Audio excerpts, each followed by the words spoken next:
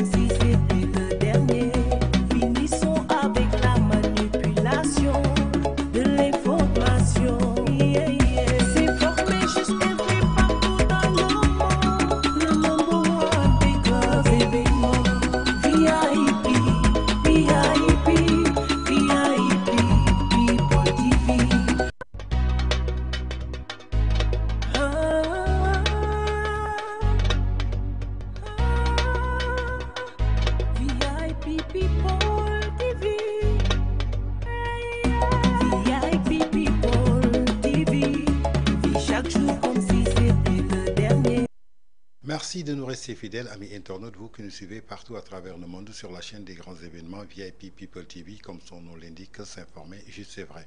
Comme j'ai l'habitude de dire, ça y est, abonné, vous l'avez parté des buzz sur une cloche de notification, moi l'un de permettre d'accéder à une vidéo en exclusivité, nous avons un banner del soirée, si c'est un beneen numéro carte sur table, comme nous l'avons fait, d'ailleurs les lépp loo xamante daal information la bu soxal askanu Sénégal ñu di ko teg sur la table fas ki yéene waxtaan ak ñi nga xamante nag seen xam-xam dafa màcc jëm ci li nga xamante ni domaine jooju la ñuy waxtaanee tey nag ñu am mbégteeg bànneex dalal kenn ki nga xamante ni kenn dootu ko présenté ci Sénégal jëmale ko ci position détermination ak ambition ak casquette yi nga xam ne daal daf ko porté en tant que nit koo xamante ni tey jii dafa bokk ci wàllu secteur privé ñu ràññee ko bu baax a baax jëmale ko daal ci wàllu koom-koom ku ne koom-koom nag ne économie mu bokk ci branche yoo xamante ni tey jii mën naa jàpp ni daal plier la pour que développement réew mën ci sukkandiku ba noppi mu sol casquette ki nga xamante ni tey jii dafa incarné daal un leader politique muy monsieur Hamidou Thiaw ñi lay nuyu di la ziar di la dalal jàmm ci Carte sur Table. waaw merci beaucoup di rafetlu bu baax invitation bi di nuyu ñëpp ñu di seetaan à travers VIP People. kon yaakaar naa ni suñu invité kenn dootu ko présenté ci landerneau politique u Sénégal kenn dootu ko présenté ci landerneau économique jëmale ko ba ci secteur privé bi nga xamante ni tey jii suñu championnat nationaux yi si la ñuy évoluer muy le professeur Hamidou Thiaw Hamidou dama bëggoon tey ñu waxtaanee koom-koom su ma nee koom-koom sama xel day dem ci économie tey dañuy jàpp ni que lépp loo xamante ni tey jii mooy branche u développement réew économie daf ci bokk tey Hamidou en tant que un expert en économie lan moo mën a expliquer après 17 mois. Sénégal am alternance ñu changé régime économie bi nga xamante ni tey jii amaana même su nekkuloon fi nga xamante ni moom la ñu bëgg mu egg mais mi ngi woon ci benn sommet boo xamante ni dafa constant woon mais ñi gis ni que depuis que alternance bi am après 17 mois dafa mel ni économie bi dafa basculer tremblement de terre moo ñëw est-ce que économie bi daal di wàcce ci suuf lan mooy expliquer loolu ci ñi nga xamante ni tey jii ñu dénk réew mi ñoom ñëpp ci branche économie lañ doon yeewoo muy fi nga xamante ni mooy impôt et domaine te ku ne impôt et domaine def ko ci branche ministère de l'économie et des finances. xam nga suñu wax économie dafa xaw a large. mais il faut ñu xool position bu Sénégal am à travers l'Afrique. Sénégal dafa am benn position boo xam ne mooy position d'influence. mooy maanaam tey dëkk yu bëri dañuy xool Sénégal comme genre benn référence. sur le domaine économique. loolu nag tubaab yi soxla woon loolu. parce que dañoo yaakaar ne politique bu nu def au niveau du Sénégal day yomb si yeneen dëkk yi. léegi nag am na Macky Sall lu mu liggéey lu am solo parce que Macky Sall il a fait un travail extraordinaire parce que créé na ay montages financiers. doon liggéey boo xam ne am na solo ba ñu bëri sur le plan international wóolu woon Sénégal. amoon croissance yu am solo. mais malheureusement croissance di ko xool des fois erreur la. parce que croissance mën na am doole mën na am ay croissance à 2 chiffres au niveau du Sénégal au niveau du pays. et en ce moment au même moment ngi Sénégalais di sonn parce que croissance des fois c'est porté par les sociétés te Sénégal dañoo seetlu ne sociétés yu mag yëpp ce sont des sociétés étrangères. donc am na loo xam ne dafa xawoon sonal Macky Sall. et je pense que loolu sonaloon Macky Sall au niveau de la croissance mooy sonal tey Pastef. parce que tey Sénégal yëpp a ngi kaas ne dëkk bi dafa metti mais malgré ça tey ñu on a croissance de 12% au premier trimestre. donc mooy loo xam ne macha allah c'est des chiffres extraordinaires. mais malheureusement ñun Sénégalais gisuñu ko. parce que c'est porté par le pétrole le gaz et cetera. te yooyu moom day dem ñu jaay ko rek mais on voit pas les retombées nécessairement. léegi nag lu am solo mooy y avait un climat de confiance. FMI doon ñëw doon xool les comptes du Sénégal ne ñi macha allah tout est au vert c'est bon vous pouvez investir. mais malheureusement quand il y a eu l'alternance parce que Sénégalais doonoo sonnoon lekk ñu dund bi métti woon na trop et c'était très difficile pour eux ñu ne nañu changer gouvernement peut-être ñun dinañ gis seen bopp ci réew mi. et quand ils ont fait ça nag malheureusement le gouvernement bu fi nekk au lieu mu garder climat de confiance boobu dakaa dindi. parce que soo ñëwee boole sa bopp ne état du Sénégal dañ doon falsifier seeni chiffres. ki nekk bitim réew xoolul Macky Sall xoolul Ousmane Sonko. moom il dit l'état du Sénégal falsifier ses chiffres donc noonu def nang ak ñoom.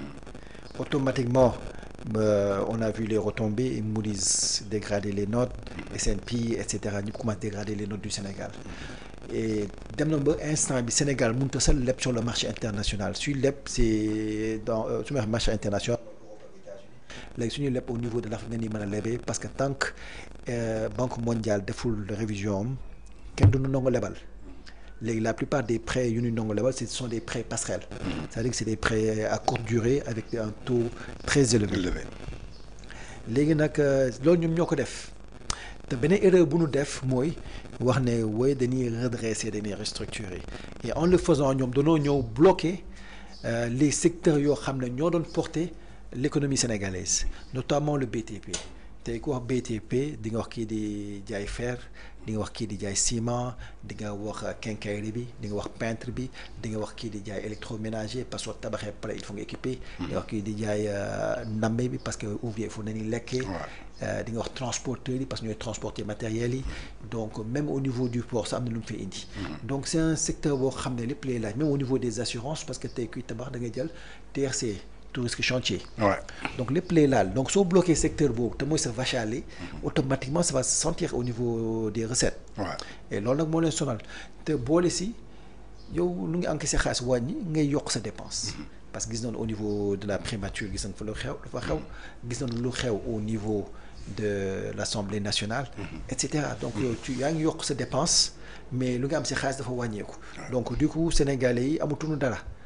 parce que xaalis bu waroon dem ci sénégalais yow ci yow la mujj toog parce que finalement man soxla naa caisse noire il faut nga bindal ma caisse noire milliard ñu jox la ko on doit acheter des voitures assemblée nationale mooy noonu dañuy il faut nga jënd voiture et cetera donc yaa ngi dépensé ci yow léegi amatoo looy dépensé sénégalais Sénégal tamit gisuñu xaalis ci réew mi yow nga dem ne man lu may jot ci sénégalais doyul parce que banque mondiale lu ma doon jox arrêté na ko donc je vais taper sur la table léegi dama leen di redresser dama leen di ATD nangu seen compte yi pour man ma renflouer mes caisses pour mën na continuer sama rythme de vie.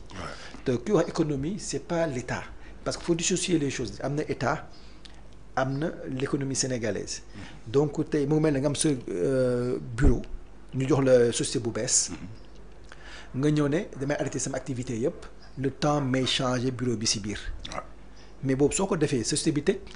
parce que société boo ne dañuy arrêté liggéey le temps ñuy restructurer mais société bi day daanu moo nu dal nag parce que dañoo fa benn gouvernement boo xam ne au lieu mu liggéey pour la population ñu ne dañuy restructurer le gouvernement mais la ñu tuuti temps mais boobaa ñun dëkk bi léegi bu dee c'est pour ça on souffre on est en train de vraiment suñu ko ne nii fi peut-être quelques mois le pays va faire banqueroute. d'accord d'après ni nga ko expliqué mais tey ñu dénk bopp réew mi yaakaar nañu seen xam-xam waroon na màcc jëm ci wàllu économie parce que tey soo nee le président de la République fa la nekkoon inspection des impôts et domaines tey soo ma nee le premier ministre fa la nekkoon inspection des impôts et domaines tey soo ma nee ki nga xamante ni moo yor affaire u pétrole di Birame Souleye Diop fa la nekkoon ci même secteur bi tey dafa mel ni ñu regroupé ñoom ñëpp dañu nekk ci secteur économie lan moo leen mën a pousser tey jii ba ñu mën a annoncer ay falsification de chiffres ci ay institutions yu mel ni FMI Banque mondiale alors que wax nga ko léegi FMI xamul ku Macky Sall xamul kuy Diomaye mais lan la xam l'état du Sénégal ginnaaw loolu gis nañu FMI dellu si waat fii mooy du 19 ba le 24 août mais d'après suñu sukkandikoo ci li nga xamante ni jot nañ ko fa jël FMI mi ngi xamal daal lépp loo xamante ni ay engagement la ñi ngi ko doon wax mais ñoom tey waxuñu chiffre falsifié waxuñu dette cachée mais dañu ne ay erreurs yoo xamante ni gis nañ ko mu doon ay mesures yoo xamante ni est-ce que tey mën na permettre ñu traiter les problèmes systémiques yoo xamante ni identifié nañ ko. xam nga FMI moom lu muy def rek c'est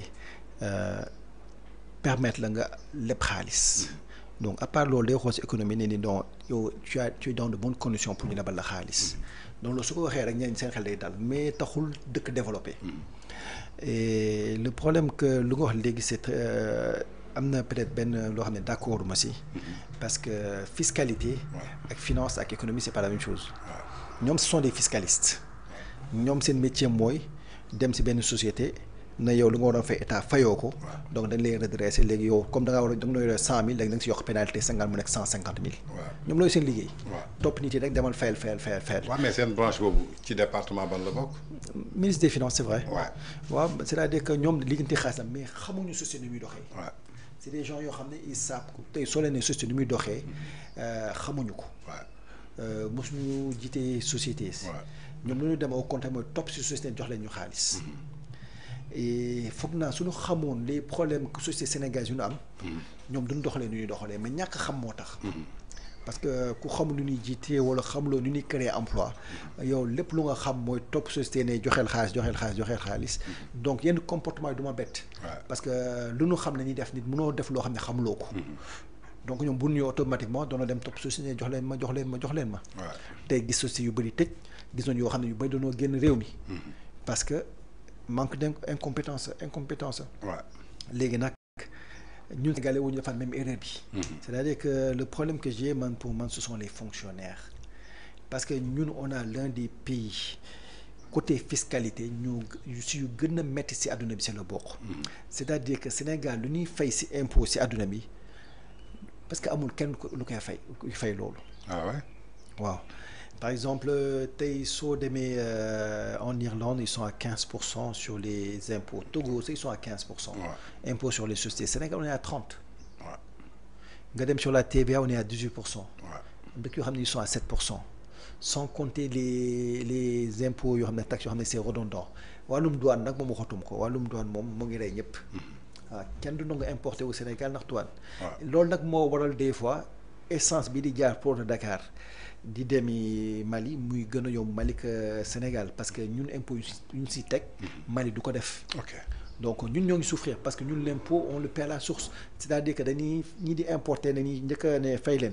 waaw soo indee faire 300 000 presque dañ si teg ay 140 000. waaw droit de douane. c'est trop. donc loolu day tax prix bi day exploser. et loolu yëpp nag moo ñu sonal. donc man lu may proposer mooy sénégalais nanu wàññi état bi parce que ñun waruñoo di fay xaalis boo xam ne ñun duñ ko gis. l'état est là pour travailler pour les sénégalais mais ñun nekkuñu fi. pour di liggéeyal waa état.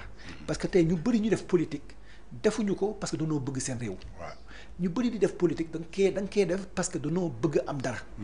te tey gis nañ ko ñi di wax caisse noire da nga koy dindiwuñu ko. parce que dañoo bëgg xaalis boobu. maintenant loolu soo dindee caisse noire yi. wàññi le train de vie de l'état mooy essence beeg courant beeg téléphone yeeg oto yeeg nga dindi ko. les députés nga dindi seen salaire yi ne léegi par session ngeen da nga leen di fay. parce que tey députés yoo xam ne ñoo ngi fi depuis léegi mu mat 1 an 13 projets de loi lañ def te yëpp ce sont des projets de loi politiques. xam nga ñooñu liggéeyuñu tey soo ñëwee ne tey jeton de présence 25 000. soo leen passé projet de loi 100 000. ça veut dire que soo liggéeyee mois bi yëpp 500 000 nga am. di nga gis élection bëgg a fal nit député mu ne bëgguma. parce que da lay leer ne ñoom lu leen fi motivation bi nekkatu fi. léegi da lay leer ne ñi di politique du xaalis moo tax ñuy politique mais dañoo bëgg seen réew. mais quand on a un pays yoo xam ne on te paye des millions loolu moom c'est pas normal. tey waa impôt et domaine xaalis bu ñu redressé. sur les pénalités ils ont presque la moitié. ñoo xam ne day dem seen fonds commun yi moo tax ñu soog di redressé des fois foo xam ne amul redressement sax da nga ko fay teg.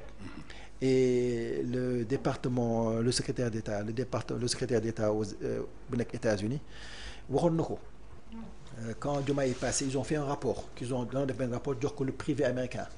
ne leen un des problèmes yu am Sénégal mooy une fiscalité lourde américain wax de ñu ne au Sénégal la fiscalité elle est lourde et imprévisible mooy maanaam diis na ba pare des fois da lay bett parce que ngay ñëw des fois nga fay lépp normalement ñu redressé la.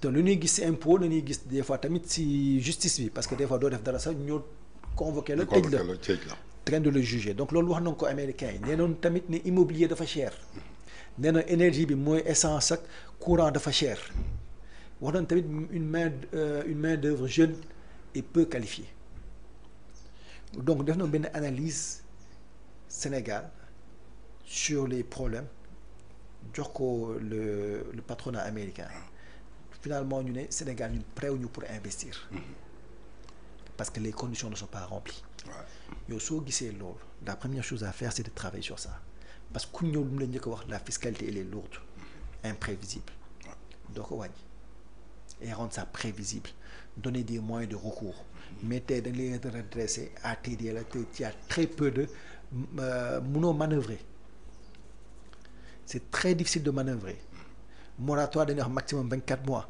su ñu la redressé jox la pénalité mënoo ko dindi même su dee dëkk société fayit sax na fayit mais loolu moom c'est la pire de nga baal ma truc c'est stupide société bu la war a fay 500 millions mu ne ma wàññi ma tuuti ma jox la 200 millions nga ne ma damay fay 500 millions par la force léegi société ba tëj léegi amoo 200 millions amoo 500 millions. ba pare employé yi fa ne woon dem nañu au chômage loolu mooy stupidité. am na loo xam ne su dee da nga xamee kii dafa noonu la tëj nga perte lépp xool leen ni ngeen négocier ngeen wàññi ngeen ko ne di am dara Sénégal di gis seen bopp si réew mi mais xam nga rek benn instant man gis nga ñi am na ñoo xam ne man je les appelle les misérables parce que misérable mënul passé nga baal ma de nga yor réew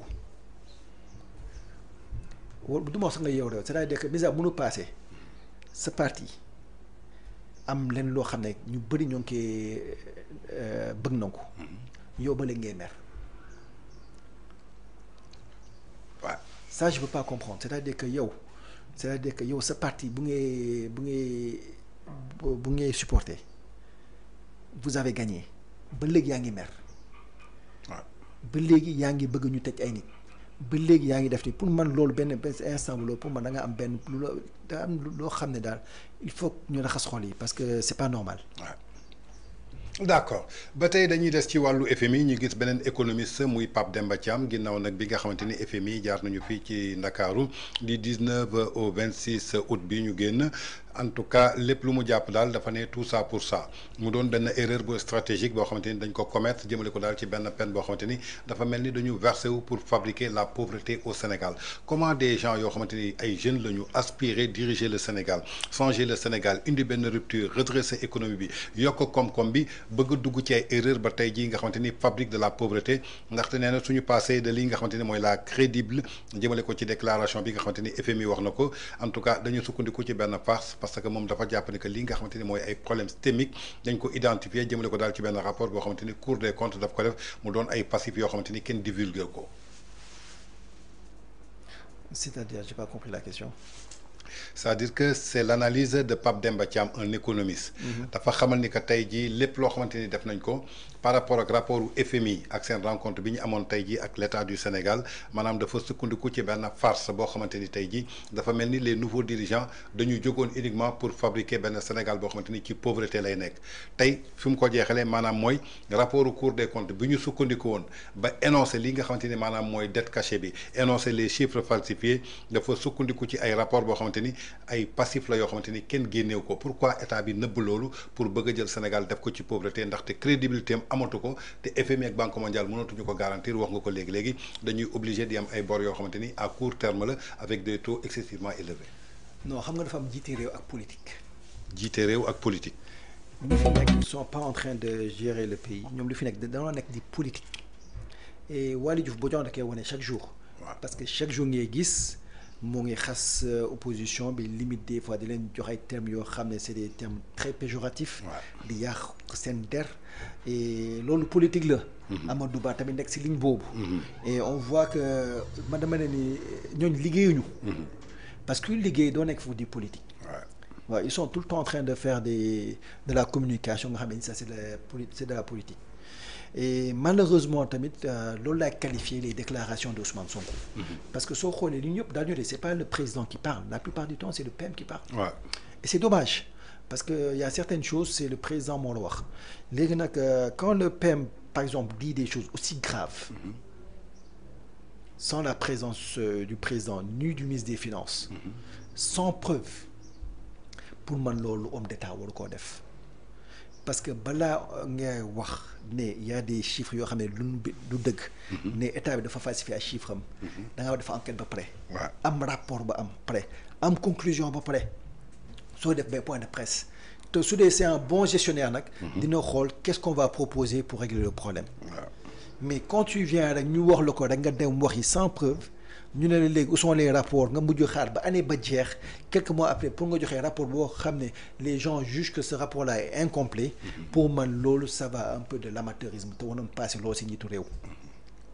léegi nag joxoon nañu rapport ñu ne c'est incomplet nga dem jëli benn société privée boo xam ne tu l'as choisi en toute opacité c'est-à-dire amul benn transparence. muy cabinet Mozart. parce que soo jëlee benn kii xamuloo dans quelles conditions na nga ko jëlee. ñaata na nga koy fay rien n'a été divulgué.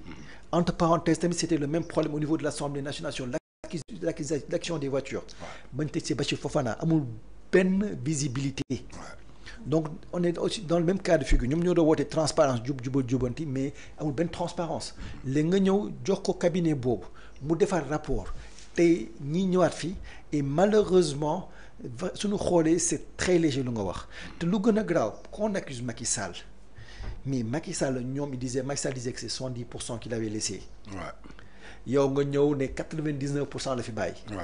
mais en fin 2024 on était à 118%. 119 waaw 119 ça veut dire que yow yokk nga si presque 20% en ñaata 9 mois. 9 mois. ça veut dire que su la bàyyee yow waxuma la sa en ruine mais balaa 5 mois yi di jeex foog naa Sénégal day banqueroute carrément nit yi kii parce que day dem à plus de 200%. Et c'est ça qui est dommage c'est-à-dire qu'en 9 mois ngi ni 19% et tu oses parler de dette c'est-à-dire que man damay wax ni est-ce que am na ñoo xam dañuy xalaat wala du nu rus. parce que yow tu es en train de faire pire que ku fi jógee. ba pare ngay wax ne ay waxu bor. yow lu nga leb si 9 mois yi amul benn gouvernement bu ko mës a leb Sénégal bu mu nekkee Sénégal ba léegi. et vous nous parlez de dette. ñoom fu ñuy wax waxu dette ñoom doona war dem làqatu. mais malheureusement nag bon fi noonu toll si réew mi c'est-à-dire que yow da ngay def lu bon sax mais à force de répéter nit yi dañuy gëm ne yow yaa nekk sur lu baax mais loolu nag il faut que population bi xaw a yeewu il faut ñu yee leen c'est-à-dire que les gens qui font de la politique il faut ñu siy wax les journalistes il faut ñu siy wax parce que 19% en 9 mois c'est excessivement grave il faut ñu xool ñu wàññi le train de vie de l'État wàññi yàq bi parce que 19% boobu gisuñu ko Macky Sall loo ko mutul wax. def na lu nu gis BRT soo demee ñoom moo ko def. soo demee Dakar Arena moom la. tey soo demee stade université yi. hôpitaux yi train yi lépp moom la. mais yéen seen 19% kenn xamul fu mu dugg. ba ci bourse de sécurité familiale yi. voilà donc c'est excessivement grave donc tu as le même montant mënoo wax ne fekk ma fi dara parce que 6 000 milliards noonu la jox daaw. année bi joxaat la 6 000 milliards mënoon wax foo dugal 6 000 milliards yi. plus la dette. c'est dommage. c'est dommage ba tey dañuy dellu ci li nga xamante ni mooy rapport d'exécution bu deuxième trimestre bu 2025 yaa ngi koy souligner léegi par rapport à la croissance de 12,1% bi nga xamante ni yaa ngi koy saluer mais comment se fait-il que on nous parle de croissance boo xamante ni egg na 12,1% jëmale ko ci chiffre malgré tiré nga ko ci li nga xamante ni tey jii maanaam mooy ressources hydrocarbures yi alors que la constitution du Sénégal dafa définir que li nga xamante ni maanaam mooy les ressources naturelles appartiennent au peuple sénégalais alors que malgré les 12,1% la population ne se sent pas de cette croissance lan mooy expliquer loolu. non parce que croissance moom nu ngi koy calculer rek d'habitude c'est très simple c'est surtout la production de certaines entreprises les dépenses de l'État et cetera lépp nañuy boole. mais tey suñu gisee au niveau des hydrocarbures des exportations on produit beaucoup même foog naa lu ñuy produire sax yaakaaroon na dina am loolu ci production. du coup nag normalement. l'État doit avoir beaucoup d'argent xam ne dugg ci compte yi les xaalis boobu su duggee nag ci budget bi lay dem ça va rentrer dans les dépenses de l'État parce que tey quand ils vont faire leur loi de finances rectificative sûrement ils vont mettre les chiffres exacts parce que au début c'était juste des projections ñoom dañuy ñëw ne ni au début de l'année dina am lii ci recette fiscale dina am lii ci prêt dina am lii si nu koy tuddee sa pétrole et gaz bi d'ailleurs sax bëggoon naa ko wax parce que ñoom ils avaient dit qu'ils allaient lever 1500 milliards si diaspora bond yooyu finalement c'est zéro waaw et man wax xamoon naa ne farce la sérieusement yow ki nekk bitim réew di liggéey nga foog ne da nga jël sa xaalis di ko lebal état ki dem bitim réew di liggéey ça veut dire que da ngaa nekk situation bu difficile gisoo sa bopp si réew mi moo tax nga dem bitim réew di liggéey pour jàppale sa famille donc xaalis boobu nga war a jàppale sa famille di nga ko bàyyi di ko jox état bi te doo ko gisaat kon non même si l'État se va les rembourser mais affaire état wóoru Sénégal dañoo perdre confiance état bi et ñi dimbaliwuñu restaurer la confiance parce que kàddu yu ñu wax ne état day falsifier ak yenn yi ay sàcc lañu day tax Sénégal dañoo dem ba wóolootuñu le gouvernement tey soo demee si ñoom ne lebal ma mais yow Sénégalais wóoluwuñu la kenn wóoluwu la yaa yàq sa der donc malheureusement aujourd'hui il y a une croissance mais aussi dañuy xamee ne xaalis boobu di dugg ci réew mi lu ci ëpp état moo ko utilisé waat pour boppam léegi nag comment on va faire ñun ba xaalis boobu du jógee ci état bi ñëw ci ñun la population ça je pense que ci 5 ans yi wala 3 ans et demi di ñëw loolu du ko am. mais lu tax duñu ko am professeur parce que tey constitution du Sénégal moo ne lépp luy ressource bu jógee ci ressource naturelle ci peuple bi la war a delluwaat donte xaalis la jaay nañ ko ba mu yóbbu suñu croissance à 12,1% je crois que balaa muy dem ci dépense ça veut dire que mooy ñu nekk ci état bi mais pourquoi état bi duñ jël xaalis boobu delloowaat ko ci investissement humain parce que suñu xoolee T2 bi investissement par personne suñ ko xoolee par jour c'est 4 francs 118 francs par mois 667 francs pendant 6 mois. xam nga su ma jumulee. c'est FONSIS qui gère les ressources. finalement ñu jël ko domicilier ko au niveau de. la présidence à la présidence. donc il y a beaucoup moins de transparence. et xaalis boobu su duggee état ils ont tellement de charges donc si charge état yi nañ koy dugal donc ñun ñu ngi ko gis léegi nag ce qu'il faut faire c'est-à-dire que l'état boo xam ne ils ont 6 000 milliards presque de dépenses. Ils ont des recettes de 300 milliards. de 3 000 milliards donc 3 000 milliards 6 000 milliards parce qu'il y a un gap de 3 000 donc loolu su ñu day jëm a fàtt loolu day wàññi déficit bi pour fexe dette bi bañ a exploser maintenant comment on va faire que tey qu'on rentre dans nos dépenses, c'est-à-dire que tey ñu am 3 000 milliards dépenser 3 000 milliards c'est ça qu'il faut faire. Et foog naa soo dindee les caisses noires peut-être mën na wàññi plus parce que 20 milliards. et cetera et cetera et cetera mais nag 20 milliards diggante présidence ak primature. waaw sans compter assemblée nationale. 500 léegi je pense que am na lu nu mën a wàññi seen dépenses yooyu. mën na wàññi tamit sur le train de vie de l'État mooy essence yeeg oto yeeg et cetera mais malheureusement lu ñu gis ci le rapport d'exécution. on a vu que les dépenses de l'État ont augmenté.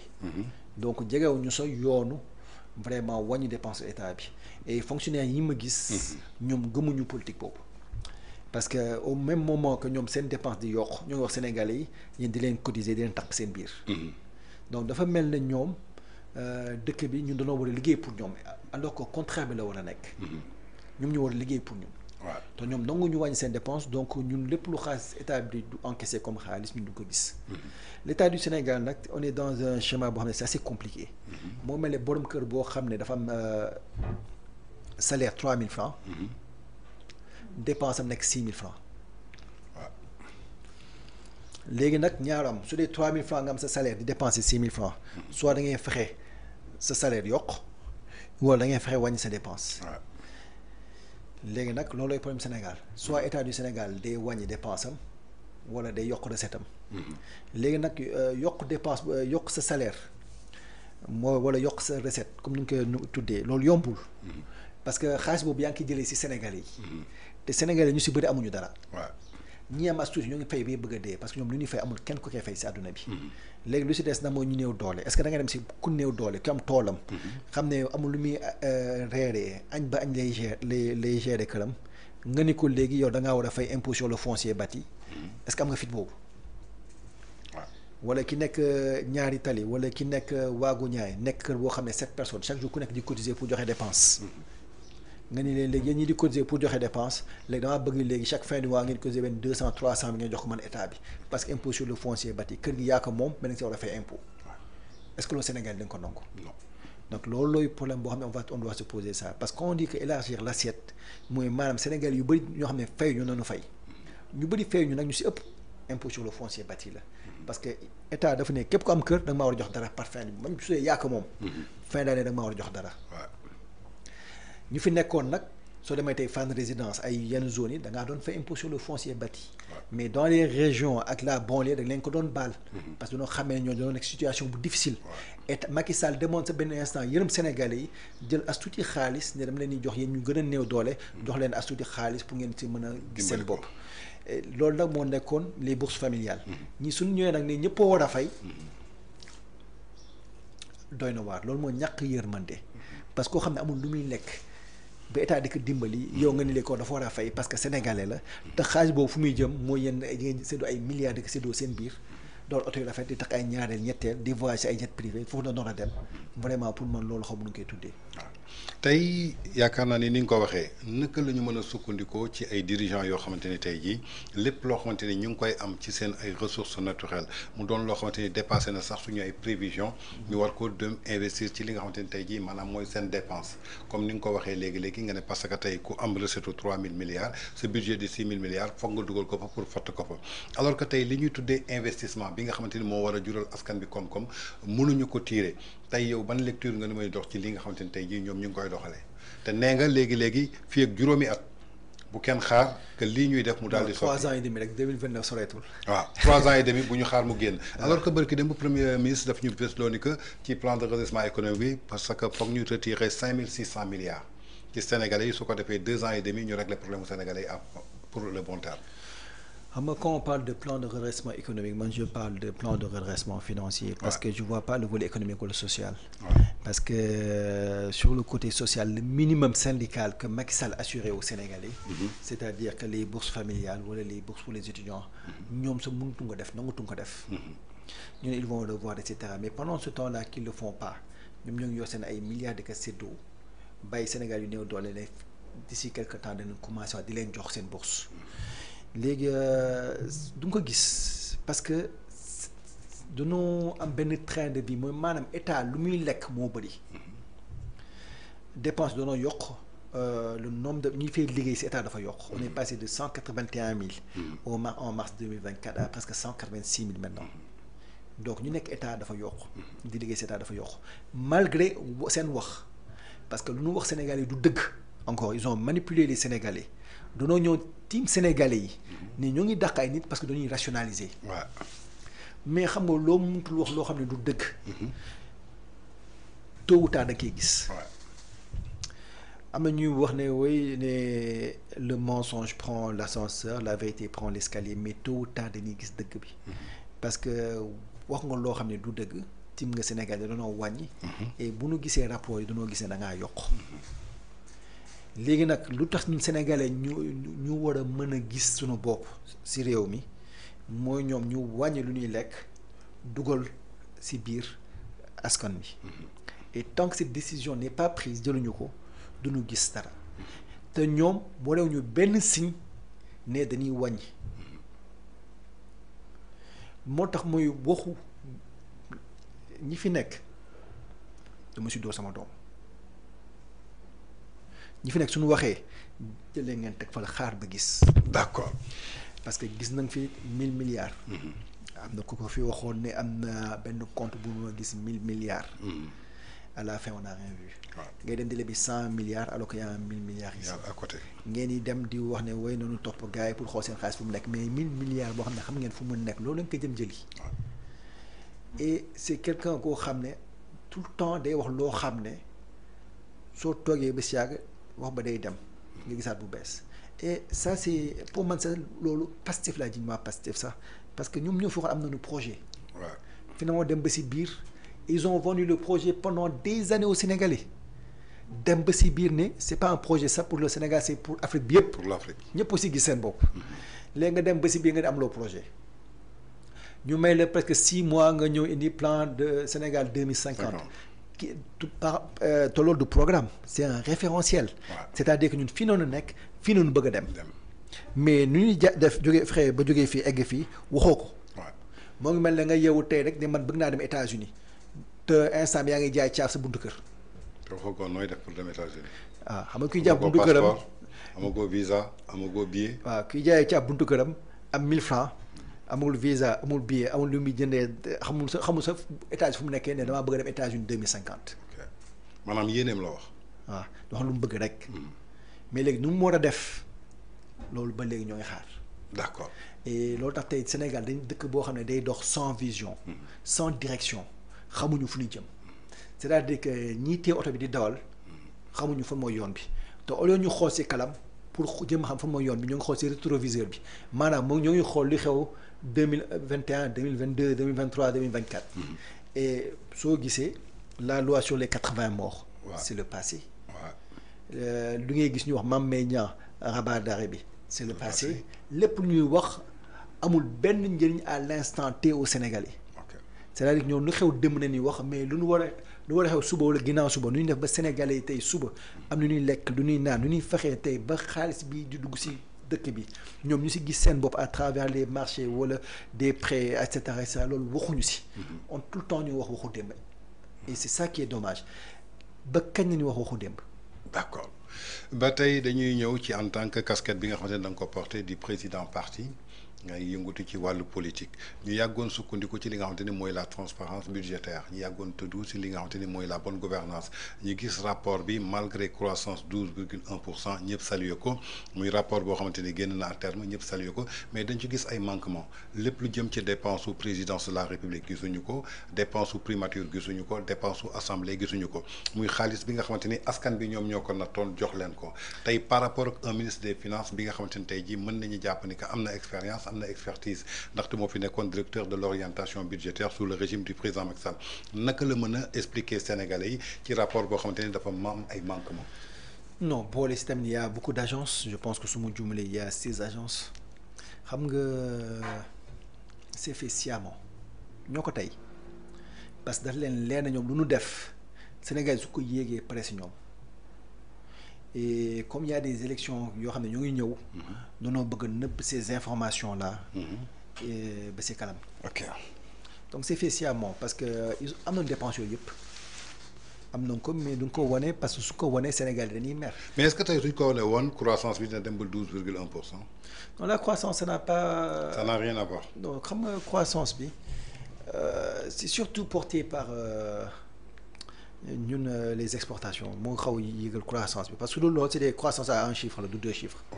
On serait peut-être ay 6% 7% mais avec les parce que le privé ne marche pas. waaw l'État ne dépense pas dans les infrastructures ou dans les projets. Donc lu ci des rek mooy c'est les exportations d'hydrocarbures et d'hydrocarbures moo tax affaire bi vraiment gonflé. waaw mais da nga ne xaalis boobu ci dépense su état bi la jëm. waaw si xaalis dépense état lay jëm. léegi tey su ñu génnee woon ñoom seen dépense est-ce que askan bi du ñu xam ne que ñii tey jii lu ñu dépensé su suñu xaalisu pétrole dafa bari alors que mënoon nañu ko delloo askan bi. 2024 ils ont reçu 500 milliards su ma jumlee.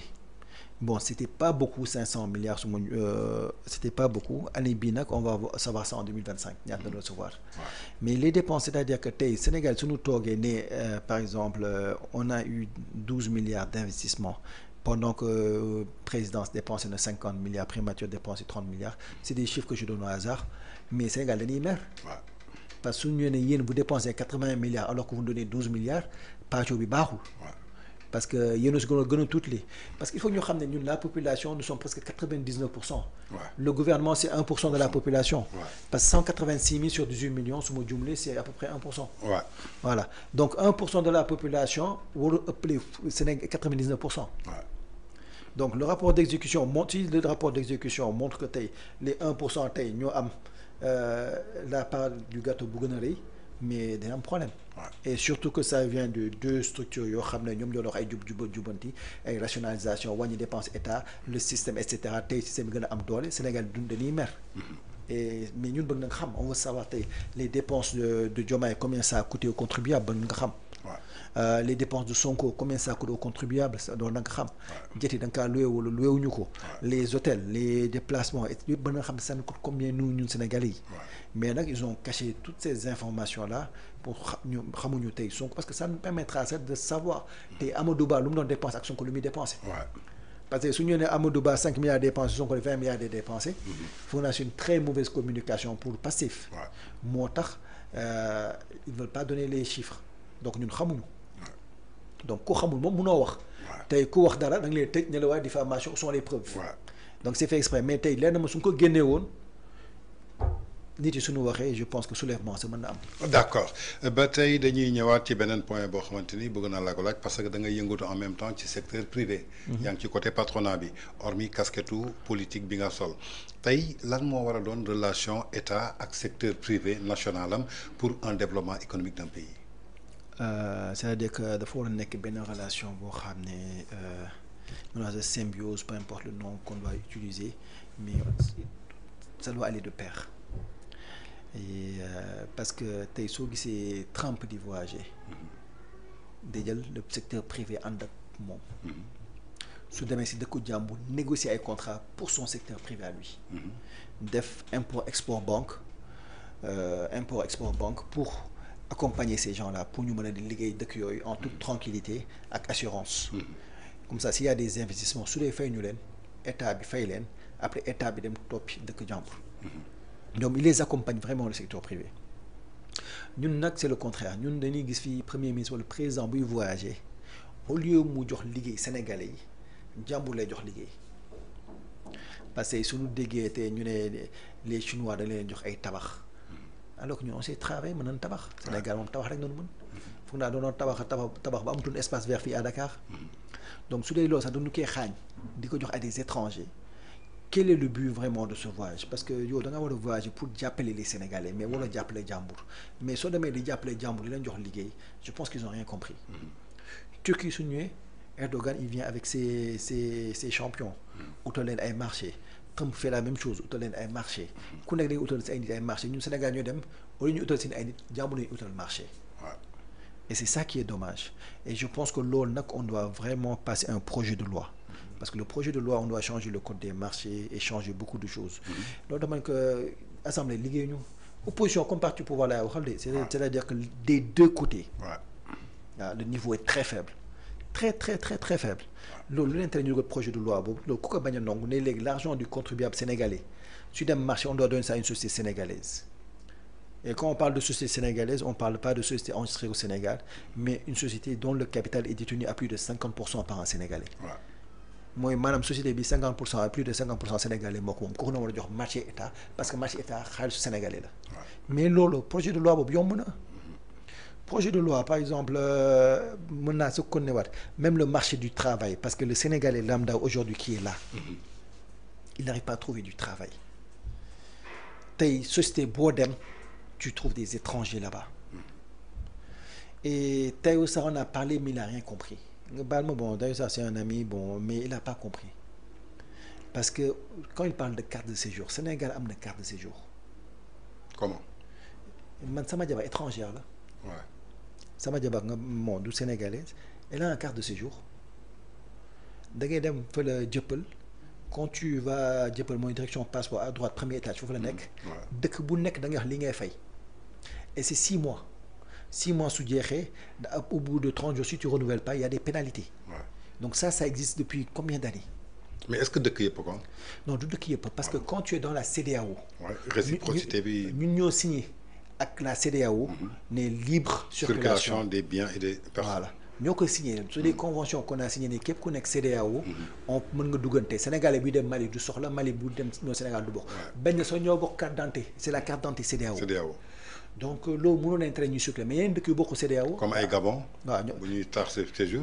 mais Mauritanie mi ngi taxé ay Sénégalais séjour est-ce que Mauritaniens yi ñu ngi fay séjour Sénégal. si parce que quand tu sors man maa belle-sœur quand il était venu bëgg a génn dañ ko doo génn parce que fayoo sa carte séjour donc ça existe.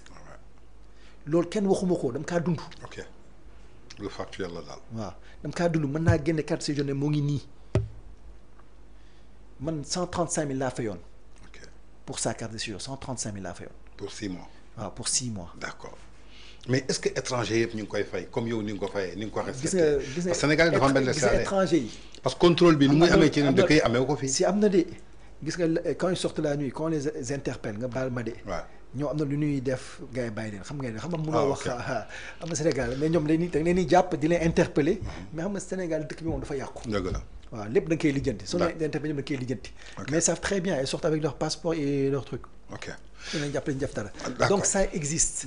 mais le problème pour combattre ça c'est pas d'interdire aux gens de venir. parce que ces gens là suñu nee xaalis da nga koy dépenser. ñun donc bëgg nañu ñu dépenser xaalis suñu réew. mais lu ñu bañ mooy ñu jël suñu liggéey. Donc le problème, ce n'est pas un problème de carte de séjour. Le problème, c'est le problème de permis de travail. Ouais.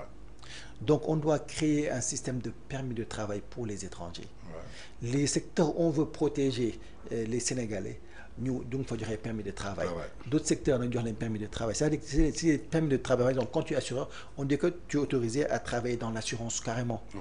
Voilà. Et direction inspection du travail, nous dit vérifier de temps en temps. Ouais. Comme on fait en Europe. Voilà. Donc c'est ça, on devrait parler plus de permis de travail que de carte de séjour. C'est pour ça quand je disais qu'ils n'ont pas compris, c'est-à-dire qu'on peut faire ça de façon très ciblée, sans rompre des accords. Parce que tey soo ñëwee ne ki nekk Mali day fay nu ngi koy tuddee sa carte de séjour yaa ngi yàq accord yu nga signé woon de. Ouais, avec la CEDEAO. waaw donc lu nga war a def mooy vraiment créer des cartes de séjour et des cartes de séjour bien spécifiques. Comme ça yenn secteur nga protéger leen yeneen ñu nga bëgg a libéraliser nga libéraliser ko. D'accord. Et ça permettra de protéger les Sénégalais. Mais nag du lu yomb parce que tey dans le secteur banque finance assurance c'est un secteur où ils ont besoin de main d'œuvre mais ils n'arrivent pas à trouver des Sénégalais.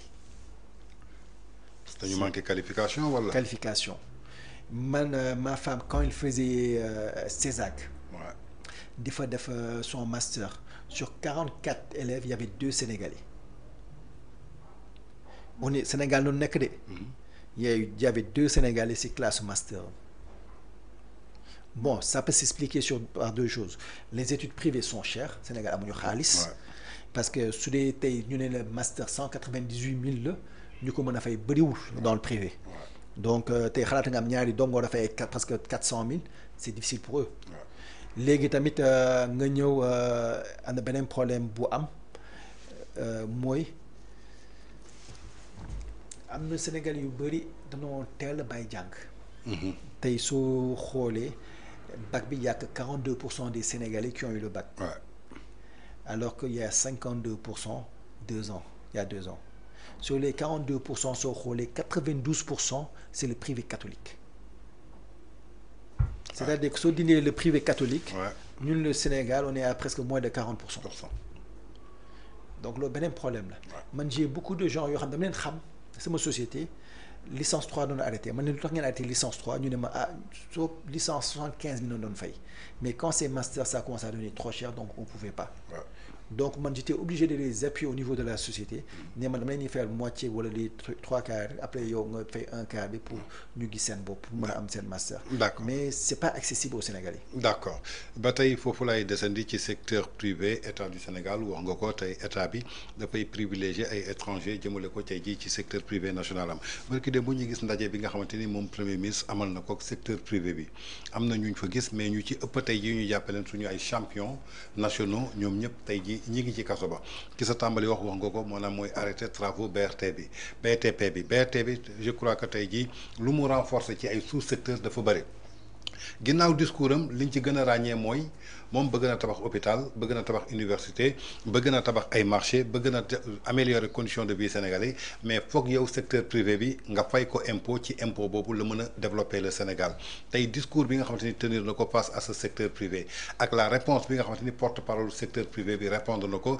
nee na ñun secteur privé bi xaaruñu dara ci état du Sénégal tey secteur privé bu xaarul dara ci yow est-ce que état war na mën a xaar dara ci moom.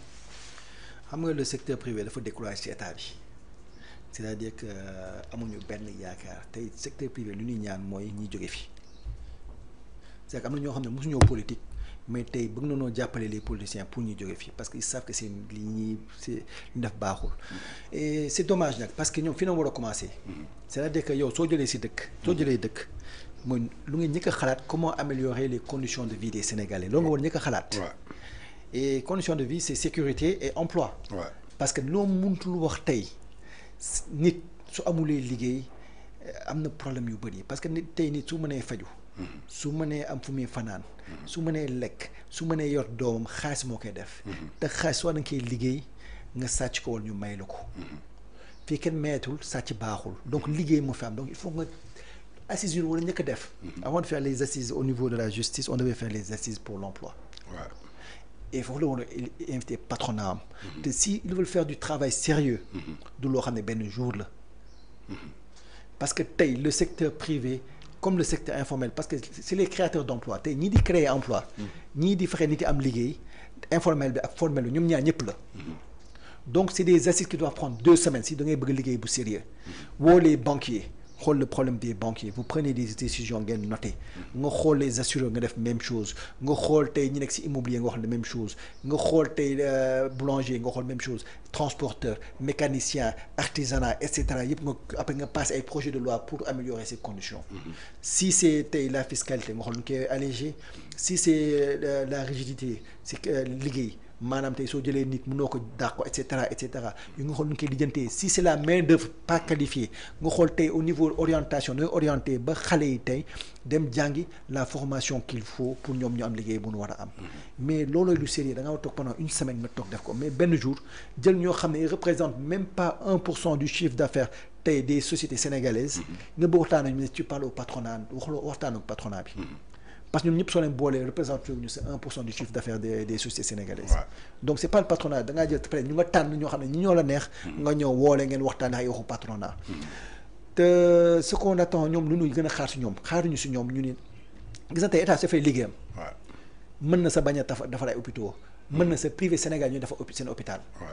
Comme dans beaucoup de pays comme les États-Unis c'est le privé qui crée des choses.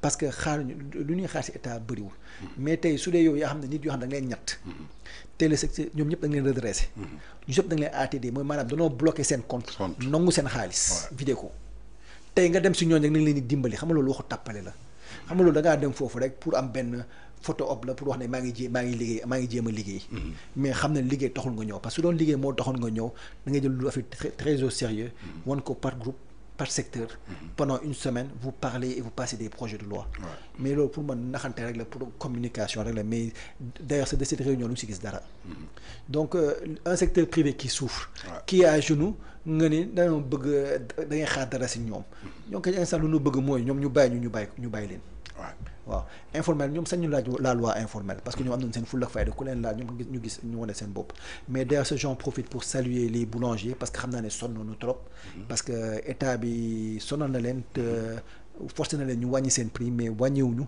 les intrants parce que tey lépp luy farine ak levure wàññiwuñu ko ba pare ne la ñu wàññi donc ñoom métti na si ñoom vraiment boulanger yi ñoo ngi leen di xalaat bu baax a baax d'accord comme ni nga ko décrire tey le secteur privé dafa nekk à genoux par rapport ak état du Sénégal bi nga xamante ni ñoo ko actifié ATD seen compte bëgg a yëkkati ay impôts yoo xamante ni ñu ngi leen koy laaj te mënuñu ko fay ginnaaw bi nga xamante ni ce secteur privé national ñoom amatuñu yaakaar ci yow ba nga xamante ni tey jii seen bébét maanaam mooy nga jóge fii may wax ak yow tey jii le président de la République actuellement il est l'invité spécial du patronat français jamono ji mi ngi foofu ca France ginnaaw nag bi nga xamante ni ñoom si seen bopp le parti qui est au pouvoir dafa am lu ñu wootoon muy souverainisme jëmale ko ci attaqué ñi nga xamante ni mooy les entreprises françaises yi nga xamante ni tey jii ñoom ñoo nekk fii ci Sénégal ñoom ñoo ñu actifié tey ban lecture nga ñuy defal ci rencontre bi nga xamante ni tey jii Diomaye mi ngi koy am en tant que invité spécial bu patronat français est-ce que tey dina am benn njeexital d'autant plus que yow say doomu réew amuñu ci yow confiance nekk ci ce secteur privé est-ce que ça peut garantir le patronat français de venir rejoindre le Sénégal.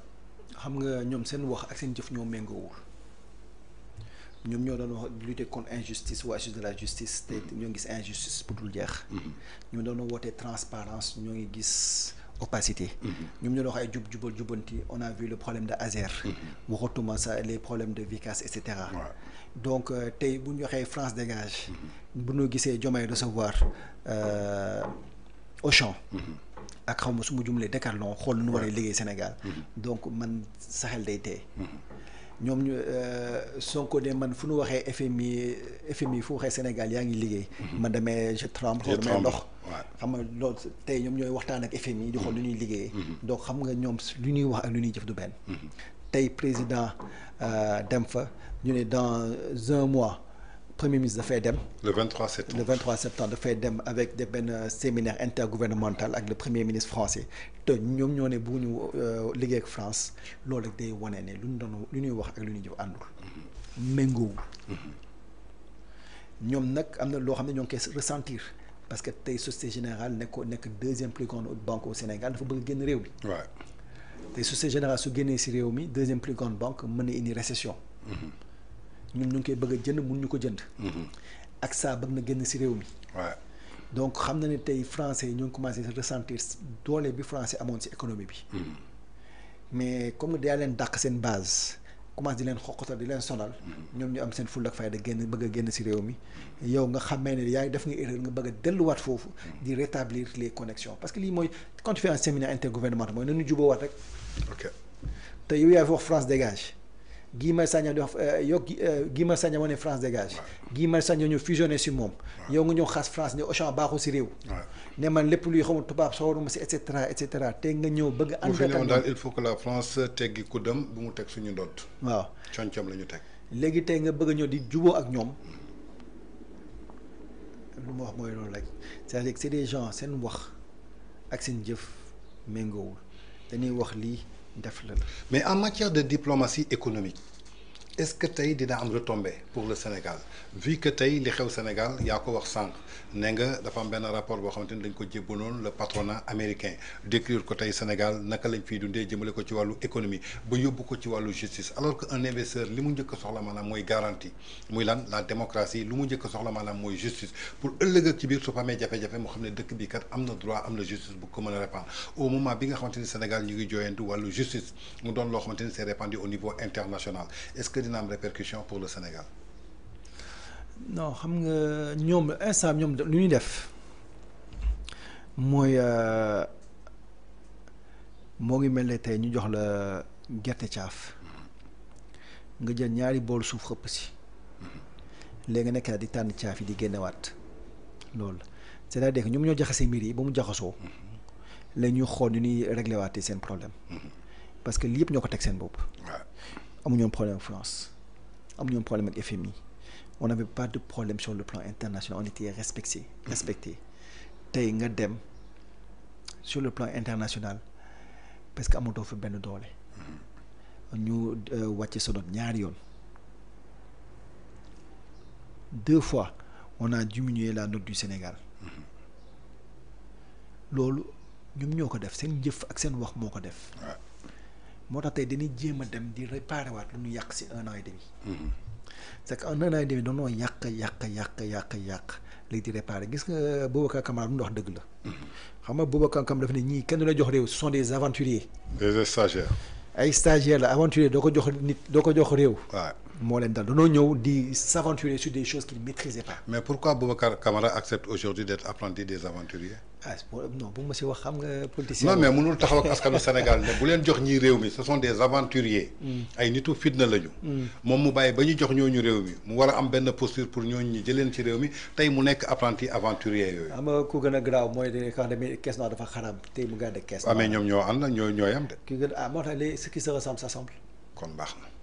waaw noonu la ko tubaab moo tax dama wet mais c'est vraiment dommage on a donné ce pays à des aventuriers. Des gens qui n'ont pas l'expérience. ñoo xam ne vraiment mënuñu ñu jox leen réew mi léegi nag on est en train de payer les pots cassés. parce que tey problème yu ñu am yépp ñoom ñoo ko def ba pare jógewaat c'est-à-dire que yow yaa dàq France yi amuloo loolu leen waxul nangu seen base. tey nga bëgg a débattre ak foofu ne dañuy ànd liggéeyaat. il y a quelques mois yaa leen dàq pare da ngaa bëgg ànd ak ñoom liggéey. entre parenthèses tamit suuf soos ñu bàyyi. c'est pas normal ñu ne da nga koy jaay. da nga koy abal le secteur privé mooy mais da ngay yow da nga doon jox suuf nga investir ay milliards doo ko moom. donc qu'est-ce qu'ils vont faire c'est sûrement on va donner des bails de 25 50 wala 100 ans. 99 ans. suñu la ko joxee. après soo doogee 1 an 2 ans nga def ko ci titre foncier nga moom ko. mais nag bu foo ne war nañ jël ay hôpital Dantec ak ay yu mel noonu def door ko def noonu. te ñoom ñoo doon kaas Ndingler. ñoom ñoo doon kaas Ndingler te ñu bëgg a jël suñu suuf bi jox ko le secteur privé ñu ne on va gagner ay 100 milliards 1000 milliards mooy maanaam da nga koy jaay rek. da nga koy jaay rek parce que on te donne un bail. nga jël ko ne état moo collé sur 25 ans au bout de 2 ans nga valoriser ko dem jox la sa TF. yaa ko moom. yaa ko moom donc loolu ñàkk nañ ko. su boobu suñu seetaanee ba gars yi joxe ko. dootuñu ko gisaat.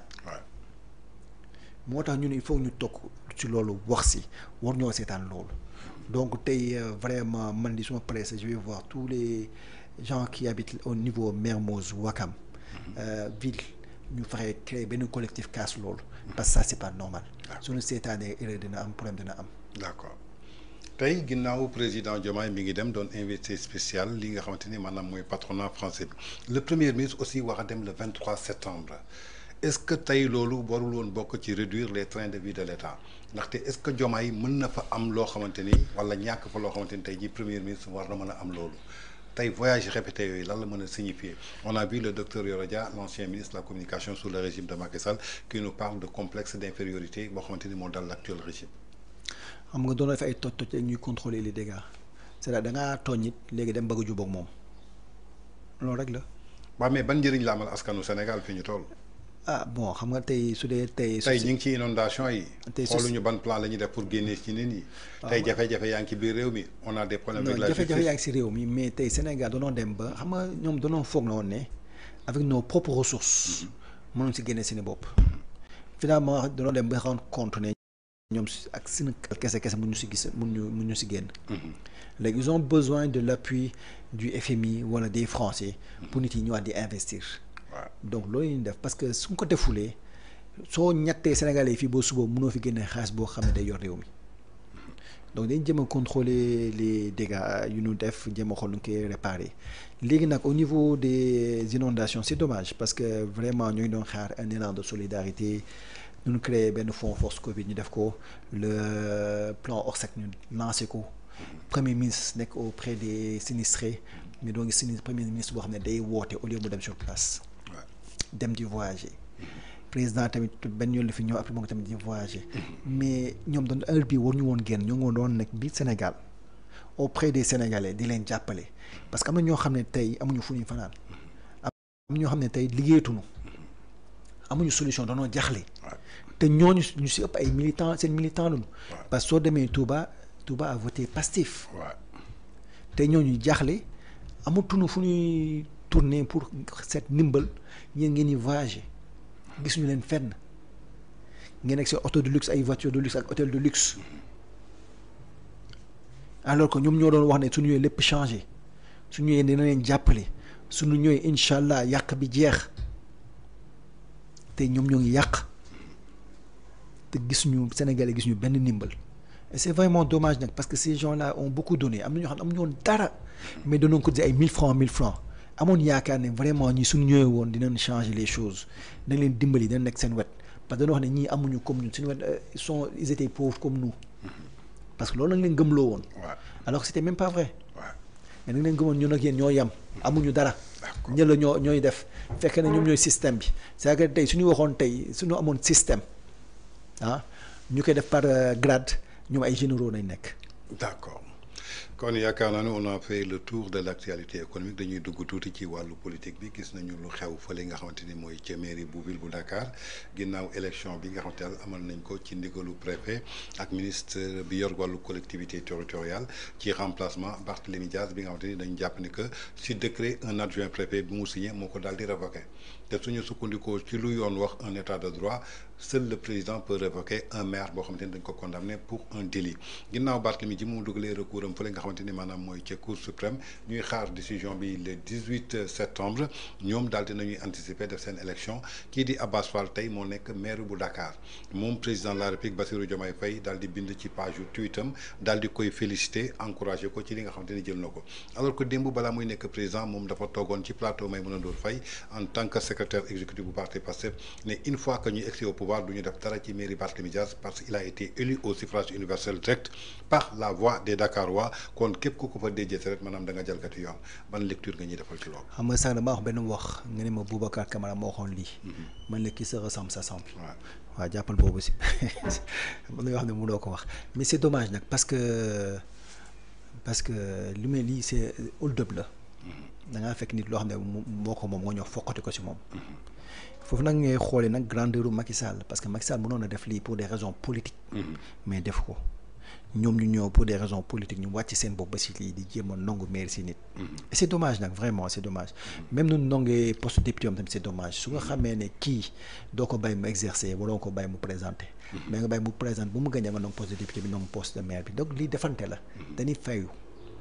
état nag war ñoo def loolu parce que y a des priorités loo xam ne ëpp na urgence tey soo gisee nit yaa ngi nekk ci inondation bi ñuy xool ay nu ñuy vraiment nangoo poste jàmbur nu ngi koy éliminer politiquement et c'est dommage et su ma gisee des fois Waly Diouf ba ñoo di wax dama xam ni lu ñu def ba mérité lii dafa mel ne c'est pas normal daal lu ñu dal mais di hold-up électoral la et on doit changer les lois parce que soo demee yenn réew yi su dee da nga laa fal ñu wàcce la dañoo war a organiser des élections spéciales donc lii dañoo war a organiser des élections spéciales au niveau de Dakar et laisser les Sénégalais choisir s'il confirme Barthélémy nga xamee ne moom la s'il confirme pas Barthélémy nga jël mais par des manipulations nga fekk yenn parti opposition yi nga fexee li négocier ak ñoom pour ñu voter la et cetera c'est dommage parce que soo xoolee ça au niveau des conseillers sax ils avaient pas la majorité là-bas. Ils avaient 13 conseillers. Ils n'avaient pas la majorité. Ils se retrouvent à 49 voix. waaw donc ça veut dire que hold-up la c'est-à-dire da ngaa dem négocier c'est du loo xam ne lu population bu bëgg la da ngaa dem nàqatu si ginnaaw waxtaan ak ay nit ba juboo ñu jox botel la nga jël place am et c'est vraiment dommage pour man lii c'est hold-up la c'est un vol d'une place boo xam ne c'est destiné à quelqu'un d'autre et suñu bëggoon def vraiment la démocratie il fallait laisser le peuple choisir dañoo defoon des élections spéciales ne Sénégalais yi génn leen ngeen tànnaat maire bu bees et c'est ça la bonne démarche. D'accord. tey en tant que président parti nga am ay ambition pour le Sénégal vu que la situation actuelle bi nga xamante ni ñu ngi koy dund avec ces stagiaires ces aventuriers yi nga naan waruñu leen woon dénk réew tey mën nañu xam lan mooy stratégie lan mooy ambition lan mooy tey seen programme au niveau de votre parti pour relever le défi pour que Sénégalais yi am ci yéen confiance d'autant plus que actuellement le peuple sénégalais dañu am benn manque de confiance jëmale ko même ci opposition bi fi nekk parce que dañu ci commencé gis benn manque de sincérité rien que ce qui s'est passé à la mairie de Dakar lan mooy seen posture lan mooy seen taxawaay lan mooy seen engagement pour le peuple sénégalais. xam nga man déjà mon profil est différent des autres politiciens parce que am naa liggéey tey Sénégalais yu bëri mu ñu wax ne Sonko depuis 2014 fii lay xëy. mu ñu wax ne lii la créé Diomaye si état bi la nekkoon ñoom ñëpp donc man liggéeyuma si état ñëpp mën wax ne fii laa xëy ñëpp mën wax ne lii maa ko créé ñëpp mën wax ne ñii maa leen embauché donc c'est-à-dire que damay liggéey lu ma am maa ko ma sama bopp état joxuma dara mayuma dara contrairement à ces politiciens. Deuxième chose su ma duggee ci politique c'est pas pour m'enrichir foog naa toogoon man ci privé bi sax mooy ëpp moom ëppal njëriñ sa dem ci gouvernement bi. Troisième chose tamit mooy xam-xam bi parce que tey ñu bëri ñoo xam ne dañuy politique ñu bëri ñoo xam ne dañuy politique seen jàng sorewul que ce soit dans l'opposition comme au pouvoir man jël naa sama CV posté ko sama page ña xooleen sama CV et j'ai pas peur de le montrer fii politiciens yu bëri ñemewuñu wone seen CV que ce soit l'opposition comme au pouvoir lu si mujjee nag mooy amul kenn ku toog mën ma jiiñ ne yaa jël lii wala yaa sàcc lii wala yaa mayulal lii sa xaalis et ça c'est important Sénégal suñu waxee ñu kii dafa carré. mais am na ñu ko fi waxoon de. bu ñu tuddee leen mu sell mi. waaw donc amul kenn ku ñëw ne damaa mës a jël lii wala yaa ma yoreel lii. xam nga ne am na ñu ko fi waxoon. waaw léegi nag tey bi ñu eggee fii ñu ngi naan lu ñu wax tey ñu vaar ko suba. non xam nga c'est quelqu'un koo xam ne. kañ nga ko gëj a gis muy xëy wala di liggéey. biñ ko rajee fële. waaw ca bërëbu liggéey gaayam. waaw donc man maa ngi liggéey c'est-à-dire que man xaalisu état soxlawu ma ko. d'accord waaw et man je l'ai dit haut et fort ne man tey ku ma defoon ministre wala ku ma defoon député du ma jël sama salaire je l'ai dit haut et fort soxlawu ma seen oto soxlawu ma seen salaire soxlawu ma seen essence. donc ça je l'ai dit haut et fort et nëbbutuuma et ñëpp laa koy wax ñu dégg ko. c'est-à-dire tey si je fais la politique c'est pour changer les choses. Première chose mooy ñun Sénégal lu ñu gëm mooy Sénégal yëpp dañoo war a gis seen bopp ci réew mi. ki nekk ci village bi comme ki nekk ci ville bi le privé comme l'informel. te ñëpp dañoo am l'égalité de chance c'est-à-dire que tey ku nekk am na droit à avoir des études. yoo xam ne dina ko permettre ëllëg mu am employabilité. le secteur privé da nga ko war a jàppale naa incha allah bis bu ñu jëlee réew mi privé amatul kuy fay 30% vous allez payer 15% impôt 30% dafa bëri TVA 18% 10% da nga koy fay. les produits de première nécessité dootu am tey des TVA dessus. parce que Sénégal da kaa soxla lépp lu jëm ci tabax tamit on va enlever les taxes du côté douane. parce que tamit logement dafa yomb ci Sénégalais yi. munoo wàññi logement bi te doo wàññi luy dem ci tabax. yëpp da nga koy dindi mais soo ko dindee tamit il faut diminuer le train de vie de l'État. donc les députés les ministres là Suzuki laa leen jox. oto du passer 20 millions député du mu leen jox oto. waaw et on va leur donner des jetons de présence 25 000 par jeton de présence 100 000 francs sur les votés projet de loi. Les caisses noires on va enlever tout ça donc c'est des choses yoo xam ne on va faire ça même dans les 100 premiers jours. amul sa xaaral suba dans les 100 premiers jours on va diminuer le train de vie de l'État on va diminuer les taxes et les impôts rapidement pour Sénégalais gis seen bopp. on va se débrouiller nag pour que les gens viennent investir te ñu amee Casablanca Financial City war donc am au niveau du Sénégal créer benn hub financier. Même la capitale, on va créer une capitale administrative au niveau de Kaolack parce que tout est concentré à Dakar. L'économie mën ko bàyyi fii au niveau de Dakar parce que le port il est là. am nga Ndayane am nga. capitale économique capitale administrative. mais administrative ñëpp ñu liggéey ci gouvernement bi nañ dem Kaolack. nañ dem Kaolack on va désengorger Dakar parce que dafa xat. te soo ko bëggee def si yow lay commencer yow mënoo toog Dakar si taatu géej bi ne nit yi dem leen si dans les régions. personne ne va le faire yow yaa woon ñu ko commencer dem si région bi toog fa les gens vont venir avec ton gouvernement ngeen toog foofu di liggéey. soo leen toog foofu di liggéey dina wàññi loyer bu baax Dakar dina wàññi problème yu bëri Dakar dina tax ñu bëri doon ñu jiite. parce que tey soo demee Parcelles bëri na Saloum yu fa nekk mais tax ñu dem foofu Parcelles parce que seen dëkk amul dara. les gens qui voudront travailler avec le gouvernement ils vont installer leur société à côté. Ça va permettre de créer des sociétés au centre du Sénégal, de se délocaliser, faire une valeur terrain, mais tamit vraiment aider les agriculteurs. Aider aussi le secteur privé, parce que le secteur privé, pourquoi il n'embauche pas, c'est les impôts. Tu as un employé, il a un salaire 400 000, l'État a parce que 170 000. Mon c'est que 230. L'État a un employé. Donc ça aussi on va essayer de diminuer c'est-à-dire que état on a un état budgétivore et un état gourmand il faut que ñu bàyyi xaalis bi au lieu Sénégal di fay impôt mi dugg ci xaalis ci Sénégalais yi léegi dañuy état xaalis bi lañ koy bàyyil yéen. d'accord dañ koy bàyyil yéen ngeen gérer ngeen mën a yor seen doom ak seen jabar yi état as tuuti lay am léegi day fexe blouse bi soo ko defee je te garantis que élection dina jot ñu ne da nga lay dugal ci liste mu ne woon bëgguma dugg ci liste parce que ñu bëri ñoo xam ne dañu doon politique nag xaalis. suñu gistulee xaalis ci politique bi dañuy dem seen yoon boobaa ñëpp ñu ñëw ci politique suñuy dugg ci politique day tax dañuy bëgg seen réew moo tax da ngay gis loolu soo ko defee on va passer de 400 partis à 200 partis ñu bëri dañuy arrêté seen parti ñu bëri bàyyi politique. parce que la motivation qui était là mooy damaa bëgg nguuru am xaalis su dañee rek nga gis ñoom ñëpp bàyyi. d'accord je crois que li ñuy cërale woon ci waxtu jeex na ñu am mbégte ak bànneex dalal su suñu plateau ginnaaw nag bi nga xamante ni auditeurs yi ñu doon seetaan à travers Carte sur Table ñu bàyyi la nga joxe ce mot de la fin monsieur Thiaw. non vraiment di rafetlu invitation bi di am une pensée nag à toute la presse xam naa ne instant ñoo ngi souffrir. bu baax parce que. bu ko wax ndànk yokk ko ci kaw. parce que vraiment état bi fi nekk. jàppalul leen dañuy seetlu da nga leen di xeex mais nag li ñuy wax la presse mooy le quatrième pouvoir donc nga am rôle si réew. parce que yéenoo mën a joxe l'information et la bonne information et des fois Sénégal dañ koy soxla par souci de transparence parce que yéenoo mën a tax des fois dictature du am parce que yu bëri yéenoo koy wax yu bëri yéenoo koy kaas donc dañuy rafetlu liggéey bu ngeen def vraiment di tamit masawu ñëpp am problème ak inondation yi di masawu bu baax a baax ak ñëpp ñàkk seen liggéey ci gouvernement bi. merci beaucoup mu nekkoon le président Hamidou Thiaw bokk ci secteur privé bi di économiste yàlla may ko xam-xam jëmale ko ci loolu en même temps mu nekk président parti PRP nga moon mbégteeg bànneex dalal ko ci waxtaan bi nga xamante ni moom lañ doon def j'espère que lépp loo xamante ni ruusee na fa ci ay xibaar dina am daal njeexital boo xamante ni dina jëriñ képp ci askan bi di leen jox dig daje beneen yoon merci à la prochaine nous vous souhaitons de passer une excellente soirée.